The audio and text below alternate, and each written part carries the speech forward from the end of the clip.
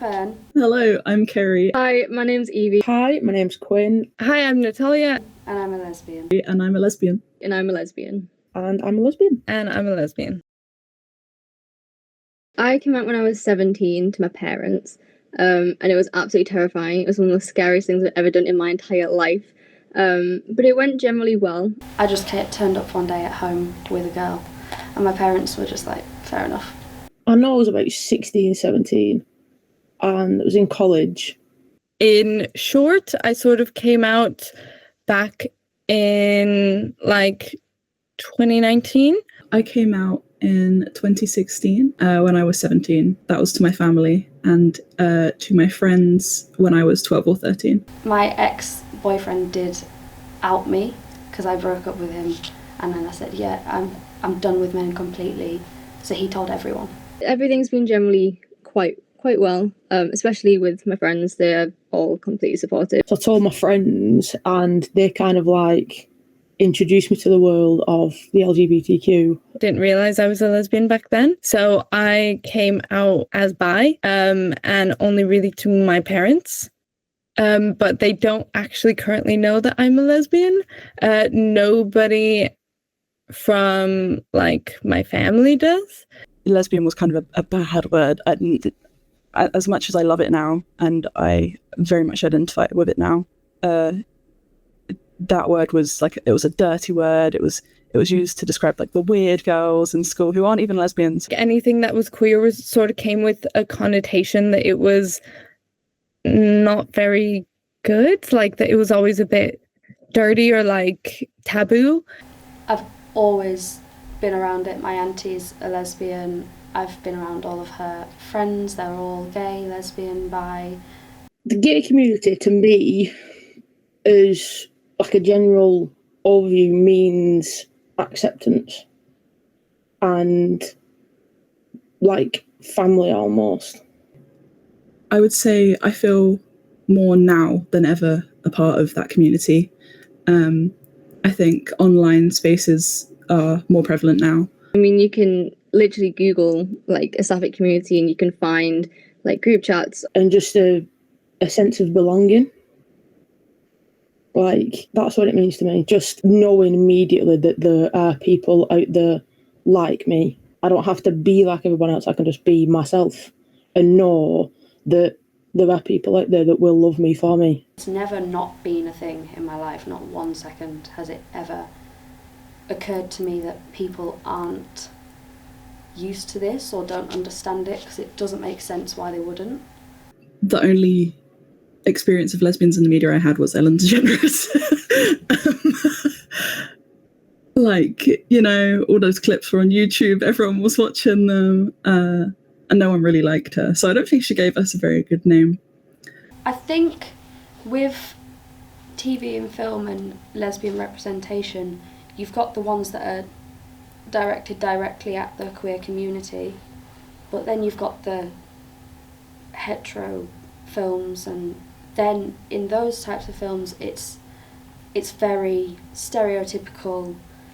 I think we still have a long way to go as far as lesbian representation in queer media. There are some fantastic projects that are coming out.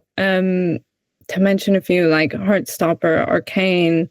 With hetero media, they're either really butch lesbian or they're a really, really sexy woman, and it's for straight men who get off on women. It's never just a casual lesbian. Is most difficult when queer characters are written by people who aren't queer, and they don't realize that the portrayals that they're putting out there can actually be quite harmful. I think out of all the industries, the music industry is probably the one that's doing the best right now.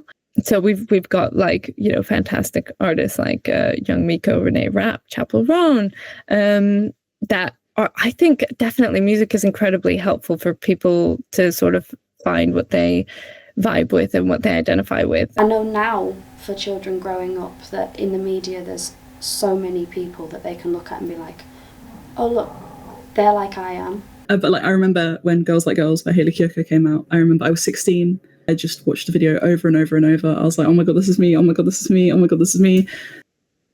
I'm sure that there are several young queers out there who will hear, Pink Pony Club for the first time and burst into tears like I did.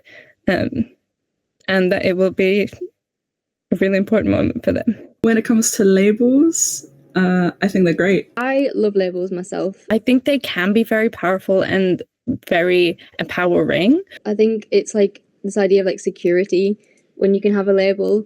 I'm a little butch, a little dyke. I'm a queer. I hope that like a younger generation doesn't think that they have to choose a label to fit in or feel like they're part of the community. A lot of the time I don't get like identified as a lesbian when I'm out and about because of being feminine. I think fashion is incredibly helpful, and not just helpful but fun. Like I want someone to look at me when I'm walking down the street and think, yeah, that's a lesbian. I did recently get a carabiner and I feel very cool when I walk around with it. So love wearing mine. I think it makes me look very gay walking down the street. Certain fashion methods have always been a huge part of like queer culture as well. So we've got tagging/flagging, where people would wear certain things to sort of, especially when it was more, when homosexuality was illegal and things like that. And we would have to find sort of creative ways to let other potential queers know that we were queer. There's also more general queer history, lesbian history, for example. I think it has to be mentioned during the AIDS crisis, for example. L and LGBT. I mean, I can't remember exactly how it was initially. I think it was GLBT. During the AIDS pandemic, a lot of the men who were ill were treated by lesbians. The lesbians kind of stepped up, looked after those men who were suffering, dying. And it's actually the biggest reason why we are the LGBTQI plus community and why the L is the first letter. It was changed as a thank you for, all the lesbians that sort of nursed our gay brothers who were, dropping like flies, basically. Why did I get taught that in school? Or, why is it not spoken about?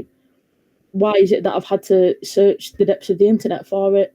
And I think that's an incredibly important part of our history as a queer community in general. And then more in terms of current affairs, I mean, there's queer history happening right now. Every single day we're being challenged and threatened with having what rights we have fought for so far, with having those rights being taken away. I mean, just recently, the legislation that came out affecting trans people, trans women especially, it's had an insane impact on the queer community. The Supreme Court changing definitions of things is way out of their scope. The fact that we are, again, in 2025, and it is still something that's being debated by people who have zero experience about what it is like. And I just don't understand how we're going so backwards. It doesn't make any sense to me. I'm like, I can't get into words how angry all of the stuff has made me at the moment. If you don't understand it, that's one thing. It can be explained, and if you still don't get it, okay, but you have to respect people. And I just find it diabolical, because if they can do this, then what else can they do? And how far they're willing to go. And that's the problem. Let queer people live. Queer existence is resistance. Queer joy is everything.